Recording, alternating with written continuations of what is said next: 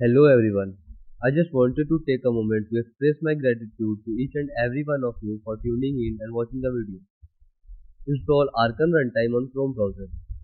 Your support means the world to me, and I truly appreciate you being a part of our community. Whatever you have been following along for a while or you are new here, your viewership and engagement make all the hard work worth it. But I wanted to tell you that the Archon Runtime has been discontinued. As you can see, this is the official website of Archon Runtime. But when you go to the hosting of the source code of the Archon runtime and see the latest commit, as you can see, the date of the latest commit is in the year 2015.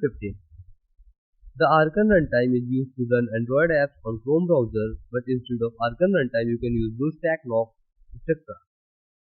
At last, from the bottom of my heart, thank you for being awesome and being a part of this journey with me. Stay tuned for more exciting content coming your way soon.